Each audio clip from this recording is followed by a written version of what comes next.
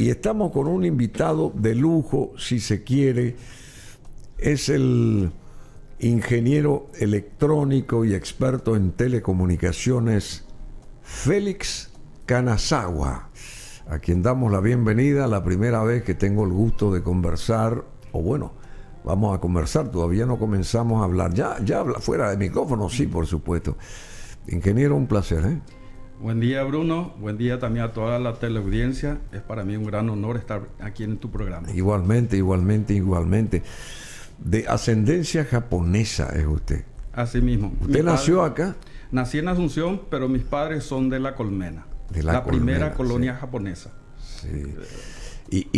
Sus padres vinieron de Japón, ¿verdad? Mi papá vino de Fukushima, donde sí. hubo el accidente nuclear, y mi madre de Tokio. De Tokio. Así mismo. Y ellos contaron así, le contaron a usted. ¿Cuántos son ustedes? ¿Cuántos hermanos? Somos 3 hermanos. Yo soy el mayor. 3 hermanos. Sí. Y usted es el mayor. ¿Y alguna vez sus padres contaron lo que fue esa experiencia de haber venido del Japón y de instalarse aquí en una tierra totalmente desconocida, con otro clima y ese tipo de cosas? Y en el año 1935 llegaron mis padres. Mi papá tenía apenas 1 año de edad. Y en Japón se hacía la propaganda que el Paraguay era un paraíso, de hecho un paraíso. Y mostraba una hamaca paraguaya donde un paraguayo extendía su brazo derecho y agarraba una banana, y el brazo izquierdo agarraba una naranja. Sí. Entonces cuando llegaron a Uitumí, a la estación de tren Uitumí, porque por tren llegaban por barco hasta el puerto de Asunción, de Japón llegaron en barco, y en puerto de Asunción embarcaron en tren hasta Uitumí. Y en Uitumí ya le esperaba ya una caravana de carretas, y a la vera del camino hay varias plantas de naranja. Sí, claro. Y sí, se pusieron todos felices, jolgorio total. Porque vieron ahí las naranjas. Las naranjas, pero enorme naranja. Que hoy no existen. Y se lanzaron, creo que esas naranjas se plantaron en la época de Doctor Francia, parece. Se lanzaron para agarrar y cargaron en bolsa. Y el carretero se mataba de la risa. Y ellos empezaron a pelar, y cuando metieron la boca, tiraron la naranja y empezaron a llorar a gritos. ¿Por qué? Porque era naranja high. Naranja Y pensaron que todas las frutas eran amargas. Y se deprimieron todos. Bueno, pero después No, por supuesto. cultivaron, se dieron cuenta. Claro, no, después, O sea, por supuesto, encontraron que había naranja dulce también, y muy dulce. Y muy dulce. 1 año tenía el padre suyo. Así mismo. ¿Y su madre? Mi madre llegó después, ya con más edad. O sea, ahora yo he tenido 8 años más o menos. Más o menos. Sí. Bueno, y se conocieron ahí en La Colmena. Se conocieron en La Colmena. Así mismo. Bueno, pero ¿y su padre después? ¿Vive todavía su padre? No, ya falleció mi padre, pero mi madre sigue con vida. vida. Ella vive, tiene 83 años. ¿Y ellos aprendieron el español? Aprendieron Perfectamente. Primeramente el guaraní y después el español. Así, che. Bueno, qué fabuloso. Historias de vida. Bueno, el ingeniero Félix Kanazawa también creó la carrera de Ingeniería Aeronáutica en la Facultad de la Politécnica de la Universidad Nacional de Asunción. Fue el creador de esa carrera de Ingeniería Aeronáutica. Y por supuesto formó parte de la DINAC como titular, como director de la DINAC. Y descubrió un montón de cosas este señor. Y bueno, todo lo que hay que hacer aquí, porque tenemos que cambiar este país de alguna manera, y todos aquellos personajes que meten la mano en la lata tienen que, sabemos a dónde tienen que ir, ¿verdad? Y qué tienen que hacer. Bueno, ¿qué tienen que hacer nuestras autoridades de la justicia para que eso ocurra? Félix Kanazawa Makino. Bueno, él nació el 31 de enero de 1964 en Asunción, tiene 54 años. Y Me hiciste más joven, 59. Perdón, 59. Muchas gracias. 50, no, pero no aparenta completamente. 59 años no. Muchas gracias. No, ustedes siempre tienen el pelo negro así. Los orientales envejecemos más tarde, parece. Más tarde, ¿verdad? No nadie tiene el pelo así blanco, peinando canas, nadie está, parece de usted. De ustedes. Somos de familia justamente así. Qué notable. Bueno, ¿cómo fue esa experiencia para romper el hielo nomás? Sucintamente nos describe usted cómo fue esa experiencia suya al frente de la DINAC, porque que necesita radares, necesita un montón de cosas. Ahora, hoy justamente salió algo, parece coincidencia. Usted viene acá y hablan, o por lo menos las fuerzas aéreas hablan de que se estima de que se estima una suerte de $120 millones para adquirir 9 radares. Y también hay un proyecto que se prevé adquirir 6 aviones Super Tucano. Pero vamos a ir por parte. Me interesa esa experiencia suya, y a la audiencia, por supuesto, le va a interesar esa experiencia de tantos años. ¿Cuántos años estuvo en el gobierno de Mario Abdo Benítez? Y 3 años, 6 meses. Estuvo ahí al frente de la DINAC. Inició la pandemia en abril de 2020. Tuve que tomar la decisión de cerrar los aeropuertos. Sí. Especialmente el aeropuerto Silvio Pettirossi. Fue una decisión muy, muy dura, ya que la DINAC vive por sus ingresos genuinos, fuente 30, de las tasas aeroportuarias que recibe del aeropuerto, de cargas aéreas. Y bueno, pero en la parte de carga aérea siguió funcionando sin problema, por más que hubo un cierre de aeropuerto. Pero en la parte de pasajeros, que un porcentaje muy importante de ingreso de la DINAC fue mermado en ese caso, ¿verdad? Hubieron vuelos humanitarios en todo ese tiempo. Y fueron momentos muy duros, ya que también después a cargo de la DINAC estuvo la parte de la logística aérea para traer las vacunas. Después de eso también tuvimos que dar apoyo a todas las otras instituciones como Emergencia Nacional, el tema del incendio que se produjo en casi toda la República de Paraguay. Tuvimos que conseguir aeronaves hidrantes. Y también estuvimos trabajando muy de cerca en todo lo que es después de la pandemia, ya que tuvimos casi 2 años en saldo rojo en nuestro balance de resultados. Sí, saldo rojo. Claro, por los ingresos, ¿verdad? Pero esas naves hidrantes creo que vinieron de Chile. Usted me corrige. No, vinieron de Uruguay. De Uruguay, sí. Y también tuvimos que, a pesar de nuestros ingresos, que fue disminuido, tuvimos que realizar el mantenimiento, especialmente de los 2 aeropuertos internacionales de Guaraní y de Silvio Pettirossi, para volver a reabrir el aeropuerto, de manera que podamos conectarnos nuevamente con el mundo.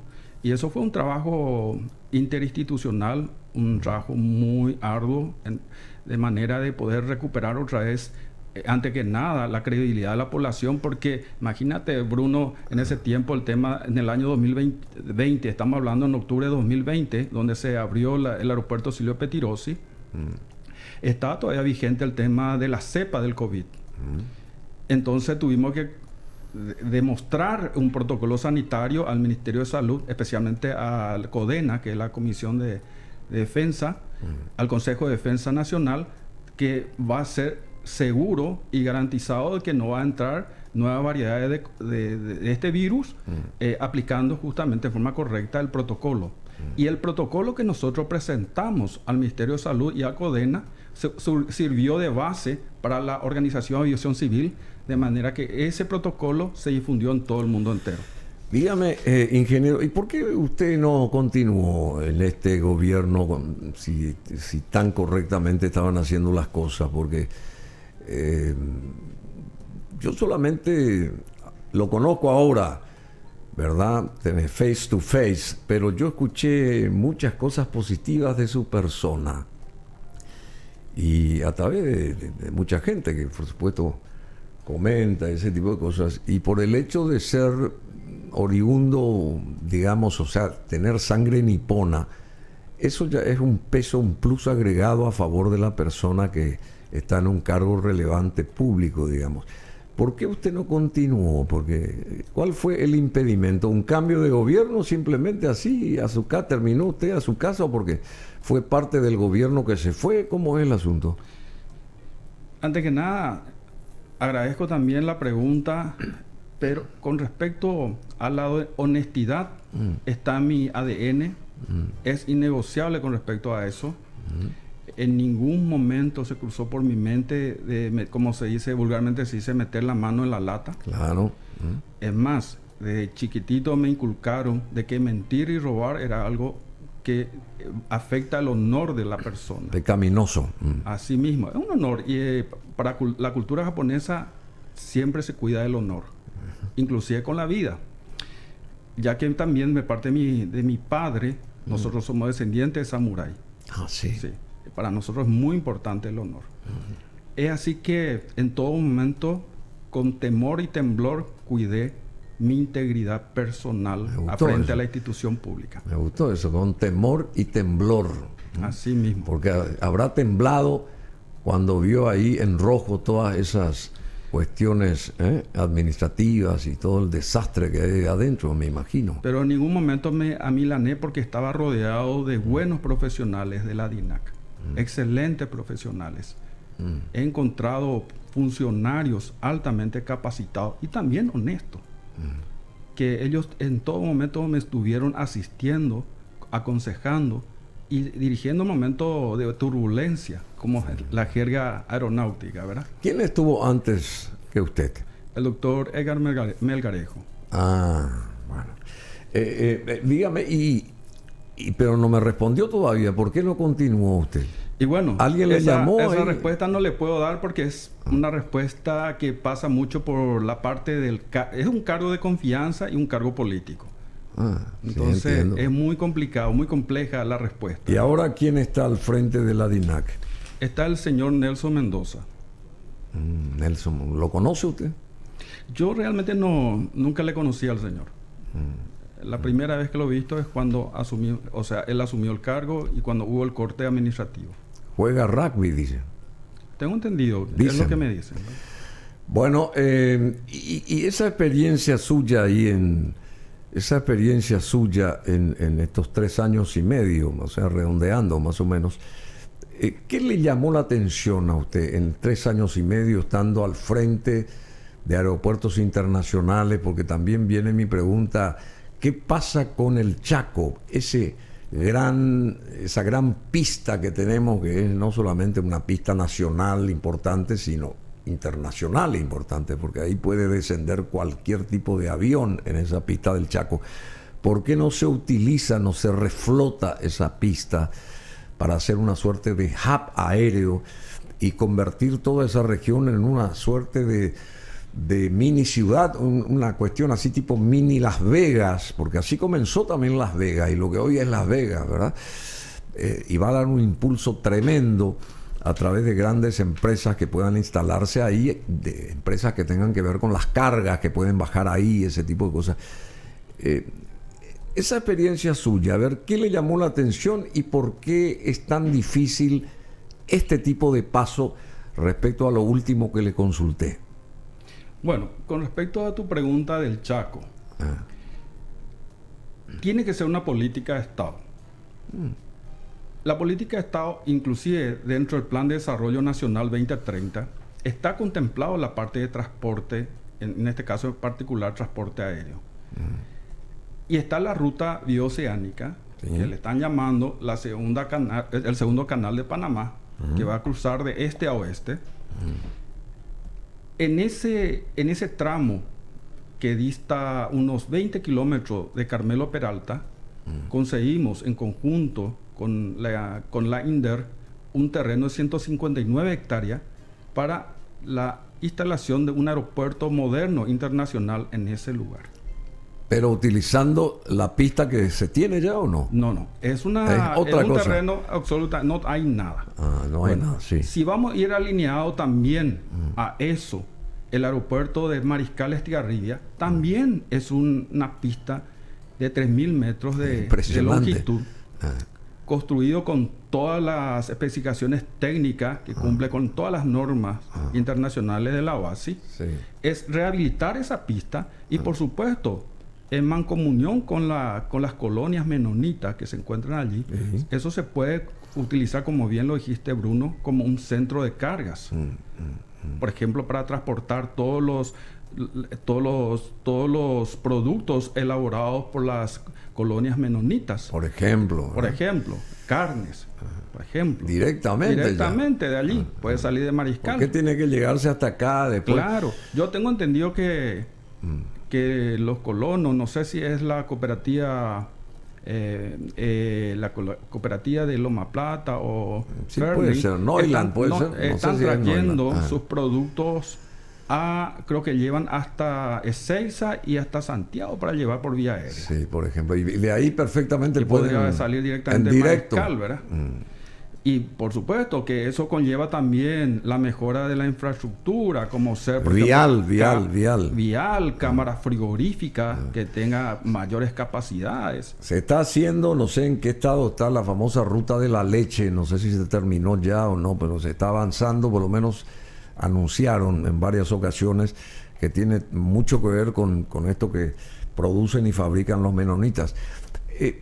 ¿Qué falta para eso? Una cuestión política, pero ¿y a quién no le interesa que ahí se tenga un aeropuerto con todas las de la ley, con todas las regalías? ¿A quién no le podría interesar siendo uno paraguayo, digamos? Si eso es lo que hay que lanzar al mundo. No sé si me explico, porque nosotros no tenemos el problema con la Argentina, que nos cobran ahora el peaje por el famoso río, que es importante. Pero ¿por qué nosotros no incentivamos el puente aéreo, que perfectamente lo podemos hacer si tenemos todas las condiciones? Tenemos ahí en el Chaco esa pista espectacular que puede bajar cualquier aeronave del planeta Tierra, porque esas condiciones tiene esa pista, creo que es la mejor de las que existen acá. Después tenemos en Asunción la que tenemos, y tenemos en Ciudad del Este un trípode, tenemos ahí, que tiene que haber una conexión aérea impresionante. Y yo le adjudicaría también, le adjuntaría la de Encarnación, que hay que potenciar nomás, porque ya está todo hecho, hay que potenciar para una mejor, más amplia esa pista, digamos. Pero no sé si hablé ya en demasía, pero... Sí, diste un pantallazo general. Es lo que piensa el paraguayo de a pie, ingeniero Canasagua. Totalmente asertivo, Bruno, lo que acabas de comentar. Primero tenemos que empezar por el Aeropuerto Internacional Silvio Pettirossi. Es un edificio de 40 años. Sí, por supuesto. Ya toda la parte de los ductos de refrigeración y de cañería ya están todas oxidadas. Yo creo que más cerca de 50 años ya tiene eso. 45. Por allí. Y ese aeropuerto cumplió ya su ciclo de vida útil. Por supuesto. Es más, se recomienda que cada 20 años se realice mejoras en el aeropuerto. ¿Y eso se hace o no? De hecho, se hizo mejoras cuando estuve como presidente de la DINAT, donde se amplió la parte de desembarque, que no sé si llegaste a usar, Bruno. Sí. Llegaste a viajar. Sí. No hay nada que envidiar a los aeropuertos del primer mundo. Sí. Tenemos toda la parte de negocios dentro de la parte de embarque. Sí. Es de primer nivel. El duty free, la sala Sí, por supuesto. Se inauguró también la sala de artesanía. Le dignificamos a nuestras artesanas. Sí. No sé si llegaste a visitar. Sí, cómo no. A nuestras artesanas que muestran toda la artesanía paraguaya a los turistas que salen del país y que llegan.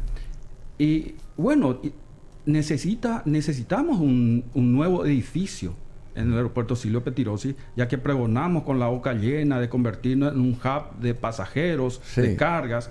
Entonces, la idea es construir un aeropuerto que albergue más capacidad de pasajeros, pero sin descuidar la seguridad en todos los sentidos. Pero la pista nuestra del Silvio Pettirossi también hay que remozarla. Totalmente. Tiene que hacer una reingeniería del lado aire. Lado aire está compuesto de la pista principal más la pista de rodaje con su plataforma.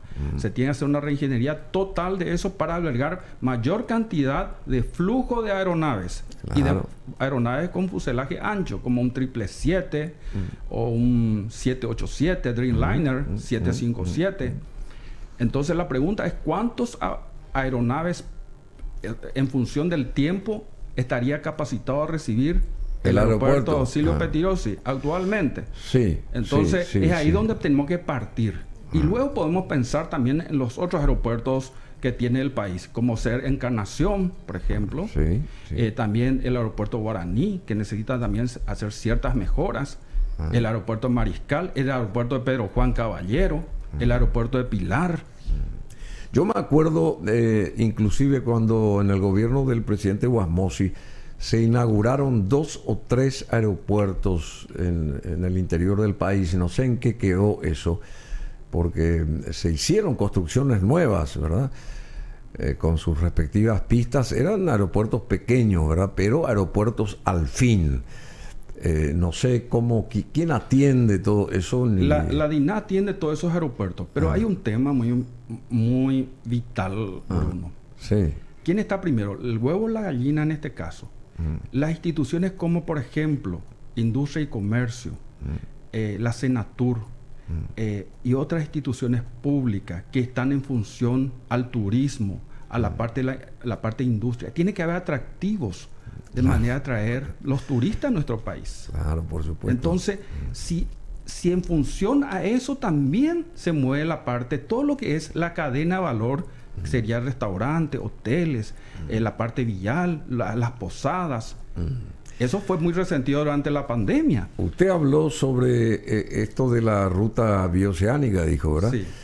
Bueno, y ese puente que se está también construyendo en el norte, entre Brasil y Paraguay, y uno ve, eso me dijo un pariente mío, un primo brasileño que vino acá, un ingeniero muy importante de puentes, que fue contratado para formar parte del primer engranaje de cómo calcular lo del puente, ese tipo de cosas. Y él me dijo que hay una cantidad de indígenas a la vera del camino. Entonces yo pensé, qué bueno sería ser un pueblo indígena. Usted habrá conocido, no sé si en Japón mismo o en Estados Unidos, el pueblo de los indígenas, donde uno va como turista y disfruta del modus operandi y el modus vivendi de toda esta gente, los modos, usos y costumbres, qué producen, qué fabrican, sus vestimentas. Es una cosa llamativa, ¿verdad? Y por supuesto en torno a ese pueblo hay hoteles, hay posadas, todo lo que usted decía, ¿verdad? Y eso mismo hay que hacer acá. Totalmente. Y ayudar a los indígenas, a nuestros pueblos originarios, dándoles apoyo en todos los aspectos, ¿verdad? ¿Y quién no va a querer venir ahí si existe ese tipo de cosas? ¿Cuál es el impedimento? Quiero saber, porque es cierto, es toda una cadena de cosas, un engranaje que hay que aceitar para que funcione, pero perfectamente se puede hacer. Si se hizo en toda parte del mundo, ¿por qué acá justamente no podemos nosotros hacer? Por eso, ahí tiene que ser una voluntad política que parta del Estado paraguayo, del gobierno y de todas las instituciones públicas y de la parte privada también, de la ciudadanía. Tiene que ser un deseo justamente, como si fuese una causa, de hecho es una causa nacional claro, prácticamente. Claro. Es una causa nacional. Y te felicito, Bruno, que mencionaste a los pueblos originarios. Una inteligente mujer nativa de la zona de Mariscal Estigarribia vino a tocar la puerta de la presidencia de la DINAD diciendo, yo quiero salir adelante, señor presidente. Qué bueno. Quiero estudiar. Quiero progresar. Ella tuvo que aprender en 2 años el idioma español. Así, en 2 años. Y en 1 año aprendió inglés. Le di la oportunidad de estudiar en el Instituto Nacional de Aeronáutica Civil.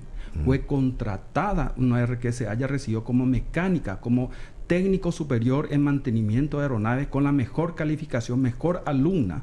Habrá sido Fue contratada dentro de la DINAD, dentro del instituto. Seguramente es una de las más exitosas funcionarias. A Corea en una de las mejores universidades de mantenimiento de aeronaves. Qué fabuloso. Ahora le tenemos una flamante profesional en tema aeronáutico y que es descendiente de un pueblo originario del Chaco paraguayo. paraguayos, muy orgullosa. Qué fabuloso. Así que yo le felicito, Bruno, por mencionar. Y sí, hay que darle esa oportunidad también a los pueblos originarios. Y es una excelente idea. En otros países, por ejemplo, es un centro turístico donde muestran ellos sus danzas, su artesanía, su cultura.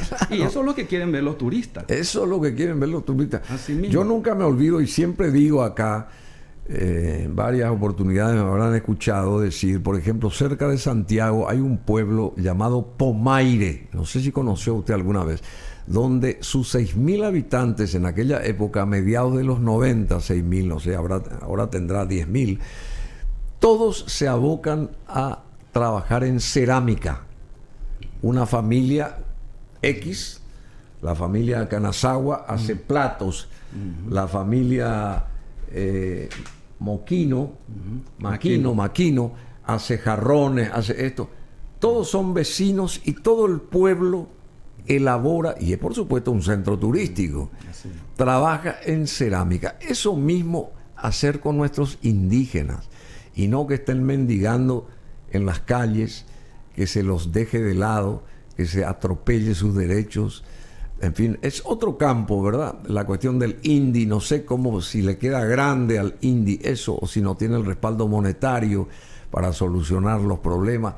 En fin, no es el tema nuestro, pero... No, pero también quiero aprovechar, ya que se nota que tenés mucho afecto al pueblo, a los pueblos originarios del Paraguay. De hecho, ellos son los genuinos habitantes de nuestro país. Ahí tenemos Pomaire, por ejemplo. Esa es una casa de una familia chilena que produce todo eso que está ahí. Excelente. Y todo en cerámica. Y eso es lo que necesitamos en nuestro país. Justamente para revalorizar la cultura indígena. Claro. Y dar a conocer al mundo entero, ¿verdad? En el aeropuerto Silvio Pettirossi está también asentado en venta de sus productos de artesanía, también los indígenas. Entonces yo me acerqué al líder de ellos, le dije, yo te voy a poner todas las comodidades, todas unas casillas, así como unos stands, así como también el salón de la artesanía. Y me dice, no, nosotros queremos vender en el suelo, así como nosotros somos, poner nuestra manta en el piso y mostrarle a los turistas así como nosotros somos. Y así yo respeté. Perfecto. Y actualmente están ellos allí en la sala de embarque y desembarque del aeropuerto Silvio Pettirossi vendiendo su producto. Bueno, en realidad que de un punto salen varias posibilidades en cuanto a comentarios, a temas, porque de un solo, ¿cómo que se llama? De un ítem podemos no terminar de hablar. También acá con el ingeniero electrónico y experto en telecomunicaciones, Félix Canasagua. Esto de los... No hay forma de detectar qué pasa con esos aviones, porque los radares no se ponen porque el famoso contrabando o las drogas que vuelan ahí, que son traídas de no sé dónde, porque Paraguay es un paso de drogas, ¿verdad? Y entonces que hay muchos involucrados en este gran negocio, en el mundo, es un gran negocio, y entonces acá por eso no se instalan los radares, porque la pregunta es ¿por qué no se instalan los radares? Hace rato tuvimos que tener radares acá con todas las de la ley, ¿y por qué no se instalaron los radares? Una comisión de la parte de narcotráfico del Parlamento me invitó a explicar por qué no tenemos radares que custodie el espacio aéreo nacional. Claro. Como presidente de la DINAC, me preguntan. Bueno, ahí tuve que darle cátedras realmente del Código Aeronáutico, la Ley 1860. La competencia de la DINAC no es ser policía de aeronaves de narcos. Claro. La DINAC, su competencia es justamente controlar el espacio para las aeronaves regulares y no regulares. Los no regulares son todos los aviones charter y los regulares son las compañías aéreas. Y no solamente eso, de la aviación general que operan dentro del país. Para eso utiliza radares secundarios. Es un radar en la cual emite una señal desde tierra y toda la aeronave que están dentro de su área de acción, al recibir esa señal, le responde con su ubicación, con su altura, con su velocidad, con su matrícula al radar secundario. Y de esa manera, el que está como controlador de tráfico aéreo le da un seguimiento a esa aeronave y le da un servicio que cobra la DINAC por ese servicio. En caso, por ejemplo, de una colisión, probable colisión, le dice, bueno, tenés que subir a tantos pies de altura o bajar más. O cuando necesita aterrizar de emergencia al aeropuerto para un caso de emergencia técnica o un caso de sanitario. O también puede ser de que una aeronave tenga un caso de emergencia de la parte técnica que necesite una asistencia. Tiene que bajar acá. Y entonces tiene que asistirle en todo momento. Entonces, ese tipo de radar se conoce como radar secundario. El radar primario utiliza también la DINAC, pero no tiene las funcionalidades que tiene un radar primario con aplicación militar. Como habrá visto ahora en la guerra de Ucrania con Rusia, Israel con el tema de los Hamas, bueno, están estos radares que son multifunciones y que al decir multifunciones realiza, por ejemplo, multi-adquisición de objetivos. O sea que envía pulsos que rebotan por el fuselaje de la aeronave y de acuerdo a la variación de posición, ellos conocen la velocidad, la altura y el azimut. O sea, eso se llama 3D.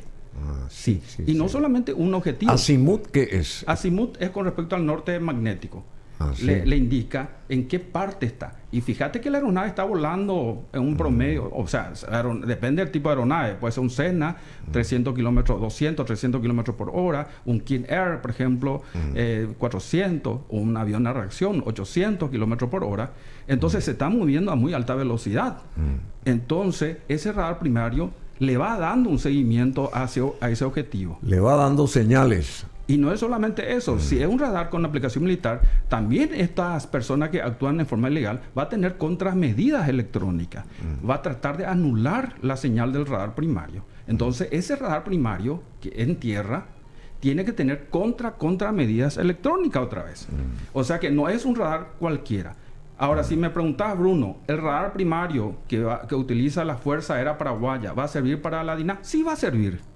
Y el radar primario de la DINAC le va a servir a la Fuerza Aérea, también le va a servir, pero con con limitaciones en su funcionalidad. Pero sí va a detectar aeronaves que no tienen el transponder activado. Y el transponder es que está ubicado dentro de la aeronave, donde el piloto manualmente activa el transponder. Puede apagar también el transponder.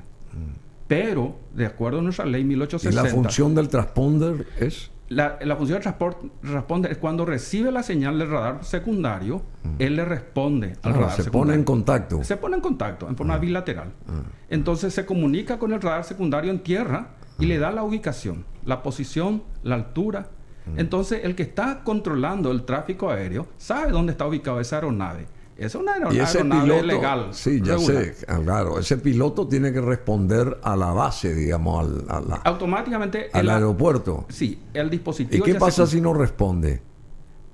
Ahí sí, es que una aeronave legalmente declarado y registrado, normalmente el controlador empieza a sudar frío y cuenta por lo menos hasta 30. Porque da a suponer que tuvo algún problema técnico y se estrelló. O tuvo un aterrizaje de emergencia. Bueno, respecto a este famoso caso de Marcet, el operativo Marcet de Sebastián Marcet, este supuesto narco uruguayo que no se lo encuentra aparentemente, la DINAC admite que no puede detectar vuelos no amigables, dice, y se evidencia con operativo de Marcet. El presidente de la DINAC, el actual, Nelson Mendoza, explicó que la institución a su cargo cuenta con radares secundarios que solo detectan vuelos amigables, aquellos que se reportan, mientras que los no declarados pueden pasar casi desapercibidos. Más o menos la consulta que yo le hice. Si responden, genial. Y si no responden, que... Claro, porque en este caso el transponder, si es un vuelo irregular, el transponder está apagado. Entonces no le va a detectar el radar secundario. En este caso se tendría que utilizar un radar primario. Y leí en un artículo de un medio de que el comandante de la Fuerza Aérea actual declaró de que nada más que el 3% de todo el espacio aéreo está siendo vigilado por la Fuerza Aérea. 3%. Nada más que el 3%. Pero o sea, no es nada. nada. Es nulo prácticamente. Es nada. Y tiene es una nada. cobertura aproximadamente de 20 kilómetros a la redonda, o sea, casi nada. Qué bárbaro. Y tienen ellos planeado comprar 9 radares Sí. primarios. Y ahora, sí, esa parte, mi recomendación como profesional. 9 radares, Sí. sí. Paraguay está al aire libre, dice. Totalmente, Otro es artículo. así. Solo se cubre el 3% del cielo con un radar a medias. Con la aparición televisiva del narco Sebastián Marcet, quien se encuentra prófugo, pero se cree que está oculto aquí en territorio nacional, en el territorio paraguayo, queda en evidencia que la gobernabilidad del espacio aéreo paraguayo queda al aire libre, entre comillas, en manos del crimen organizado. Lo que yo quería preguntarle también, porque hay otra historia. Escuchamos la semana pasada que se cobrará, la DINAC cobrará por el uso de drones y fuegos artificiales. ¿Qué sabe usted de esto, por un lado? Y por otro lado, ¿por qué no se traen los radares como existen en cualquier parte del mundo y se instalan acá los radares? ¿Cuál es el impedimento? El negocio del narcotráfico es el impedimento, ¿no? Bueno, con respecto a los drones, yo no puedo hablar mucho porque es una decisión del actual presidente. Nueva, sí, entiendo. No quiero discutir sus decisiones, ni tampoco el tema de los fuegos artificiales, pero tengo entendido que serían para los drones que operan cerca del aeropuerto o cualquier aeropuerto del país. Tengo entendido que era para eso. ¿Por qué? Porque, como sabrá, los fuegos artificiales puede interferir en un vuelo. Influir. Sí, porque imagínate, un vuelo artificial puede hacer que en el momento que el piloto está por despegar o aterrizar, eso puede escandilarle en la vista y bueno, puede producir algo no esperado, ¿verdad? Entiendo. Y los drones también, por supuesto, puede colisionar con la aeronave que está aterrizando o despegando en la cercanía del aeropuerto. Ahora, con respecto a los radares secundarios, es la DINAT el responsable porque está cobrando de un servicio de asistencia al vuelo. Cobra una tasa. La DINAC cobra esa tasa. Ahora, hay que reclamarle a la Fuerza Aérea de hacer un proyecto bien inteligente, con servicio de inteligencia, para que pueda ubicar inteligentemente esos radares. ¿Por qué? Porque esos radares es lo mismo que una estación de radio FM, por ejemplo, sí, claro, que tiene una cierta potencia y llega a ponerle hasta Cacupé. Después de Cacupé ya prácticamente la señal es débil. Tenés que subirte en la azotea de la casa más o menos para recibir la señal. Es lo mismo también con el radar primario. Emite una señal y empieza a encurvarse para arriba, como un globo. Y está también la curvatura del radio terrestre. Entonces, entre esos dos, un avión narco puede volar tranquilamente sin ser detectado. Así nomás. Entonces, tiene que ubicarse inteligentemente esos radares primarios y tiene que solaparse la señal para evitar luego que, si es que van a volar, va a volar a 100 metros de altura más o menos.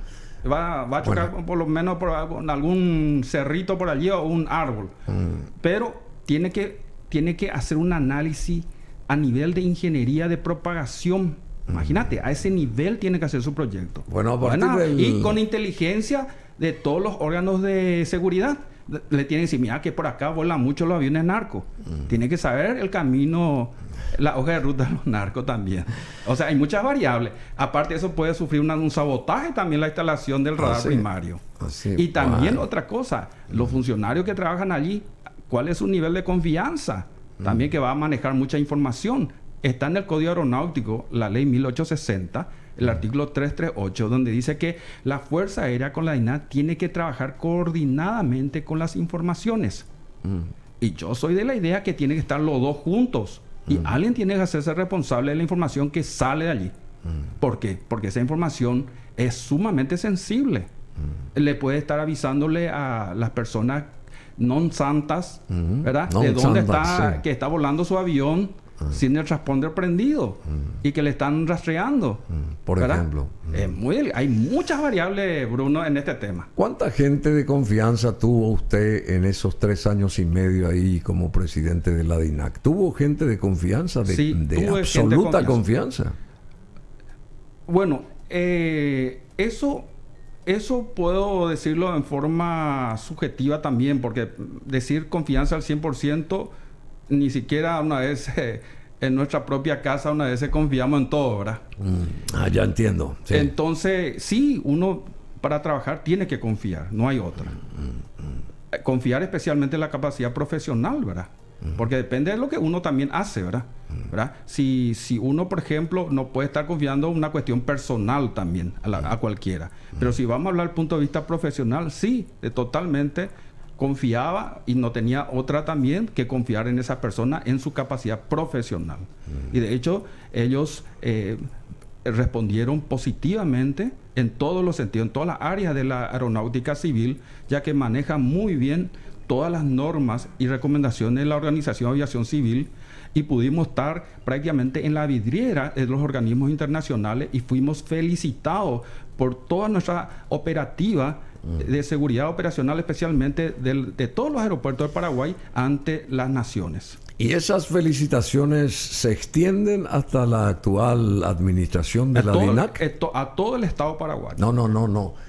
Pero aquellas felicitaciones, habiendo estado usted al frente de la DINAC, se sigue, digamos, extendiendo a la actual administración. Totalmente, son beneficiados recíprocos. ¿Por qué? Porque es la DINAC, la institución, la que fue felicitada. ¿Y Nelson Mendoza qué hizo en 3 meses, según usted? Me reservo la respuesta, Bruno, porque realmente no podría dar un juicio de valor al respecto aún, pero tiene un gran desafío el tema de la construcción de la nueva terminal aérea y el sueño de todo paraguayo de tener una terminal moderna con todas las garantías de seguridad de los pasajeros que utilicen dicha infraestructura aeroportuaria y, por supuesto, convertirse en un hub de pasajeros y de cargas el día de mañana con esa nueva terminal. Pero así como se está hoy, sin radares, ese tipo de cosas, no hay forma de detectar vuelos irregulares tampoco, ¿verdad? Irregulares. Irregulares. Y bueno, como lo había afirmado el comandante de la Fuerza Aérea, tenemos un 3% nada más de todo el espacio aéreo que ellos pueden detectar vuelos irregulares. Porque no hay radares. Y no hay radares primarios. Sí. Entonces la defensa, en este caso, de la nueva administración de la DINAC. No, tendría que ser un desafío para la Fuerza Aérea en coordinación con la DINAC. Digamos, y ya cerrando esto, agradeciéndole la presencia, ingeniero Félix Canazagua, la presencia suya acá. Una línea aérea de bandera, ¿es imposible gestarla alguna vez de vuelta, digamos? Una línea que seguramente que no sea tan... que no sea tan abarcante, pero que una, por lo menos, parte de la región de América, una cosa así. ¿Se podría crear eso, tener un vínculo aéreo con Estados Unidos? Que creo que ahora no tenemos tampoco, directamente no tenemos. Vía Panamá sí, pero ¿qué nos falta para eso? Para no responderte con sí o no, voy a dividir mi respuesta en 2 partes, de acuerdo al contexto, de acuerdo a mi experiencia. Líneas aéreas paraguayas, que fue nuestra línea aérea de bandera, que llegó a los confines del mundo, a Frankfurt, a España, Europa y Miami, Asia también, a Asia. Sí se puede tener una línea aérea de bandera nacional, pero la pregunta es con respecto a la administración de una compañía aérea, que el margen de ganancia es muy pequeña. Muy pequeño el margen. Realmente, porque ahora está fluctuando, especialmente más del 40% implica el costo operativo de una aeronave y lo lleva todo el combustible. Y aparte de eso, el mantenimiento de la aeronave, todo el personal de aire y de tierra. Antes se tenía gente de Israel, se iban las naves de LAP hasta Israel, se iban hasta el norte del África y venían ingenieros israelíes acá a Asunción a verificar los aviones, porque tenían pocos aviones, pero siempre estaban volando los aviones y siempre cumplieron muy bien sus objetivos. Esos aviones de líneas aéreas paraguayas eran muy respetados. El servicio del AP era muy respetado en la región, no es acá nomás. Durante la pandemia, realmente nos acordamos de líneas aéreas paraguayas. Cuando tuvimos que traer las vacunas contra el COVID. porque fue una guerra sin cuartel.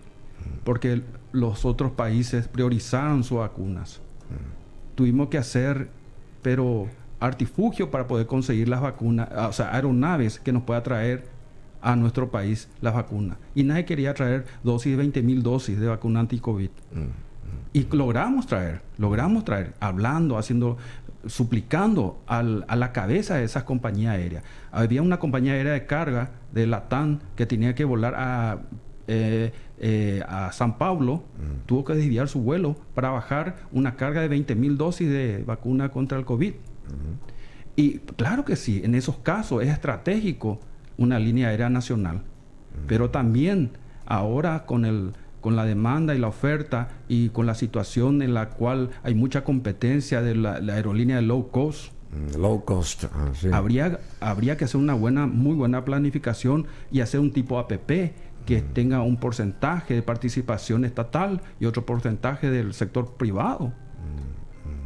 Usted recuerda que antes venían líneas importantísimas del mundo acá, Lufthansa, Alitalia, Air France, todas esas compañías venían hasta Asunción, ¿sabía usted, verdad?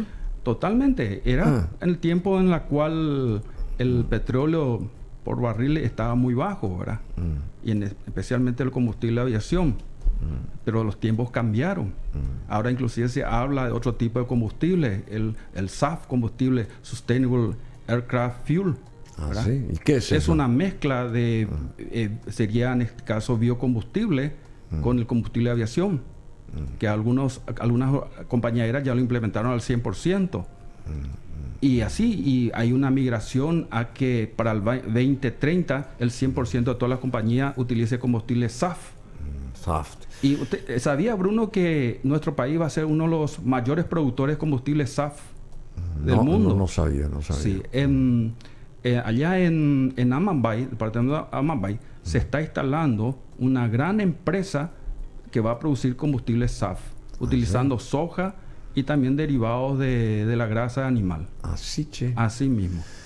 Bueno, también las empresas aéreas de Estados Unidos venían acá, Pan American, Braniff, pues qué sé yo, muchas empresas del mundo entero venían acá y nosotros tenemos que reflotar, tenemos que vendernos como país, ingeniero Kanazawa, y para ello tenemos que tener un aeropuerto como la gente, chico pero eficiente, con una pista fantástica, que se la cuide, ¿verdad? Y aquellas también mencionadas, en el centro del Chaco tenemos que instalar un centro aéreo como la gente, no solamente para carga, sino para pasajeros también.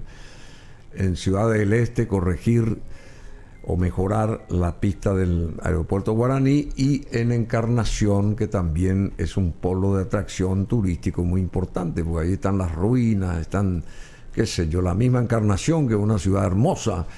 Todo el mundo quiere ir allá, a Encarnación, por ejemplo, ¿verdad? Bueno, le agradecemos, ingeniero, espero que no sea la última vez que nos visite. Y toda vez que me inviten, voy a estar por acá. Bueno, ¿y qué proyectos tiene usted en lo personal? ¿Usted está ligado digamos, como funcionario público, o está totalmente independiente al arbitrio de su capacidad personal? Bueno, ¿cómo es? Actualmente estoy como docente investigador en la Facultad de Politécnica en tema aeroespacial. Qué bueno. Tenemos un lindo desafío con los estudiantes de la carrera de Ingeniería Aeronáutica de desarrollar un nuevo motor de cohete que utiliza los cohetes de la NASA y también los cohetes de Elon Musk. Elon Musk, claro. Sí, que serían los cohetes APCP. Sí. Sí. Creo que hay vinculación con Elon Musk, escuché por lo menos, no sé si... Bueno, de parte nuestra no, y ojalá que sí, podamos tener algún tipo de contacto, ¿verdad? Y bueno, y tenemos un desafío de llevar eso en una competencia internacional en el desierto de Mojave, en Nuevo México, en el año 2025, y lanzar un cohete, va a ser el primer cohete paraguayo lanzarse en esa competencia internacional a 10K de altura. Así. ¿Y quién va a ir en ese primer lanzamiento? No, es un cohete nada más de pura competencia. No ubicaron a un paraguayo que pueda ir ahí en el cohete. No, es un cohete de competencia. Pero, por supuesto, ¿por qué no? El día de mañana tener un astronauta paraguayo también. Sí, pero hay varios astronautas paraguayos acá. Sí, que viven en otro planeta, ¿verdad? Bueno, ese es otro tipo de órbita. Ese es otro tipo de órbita.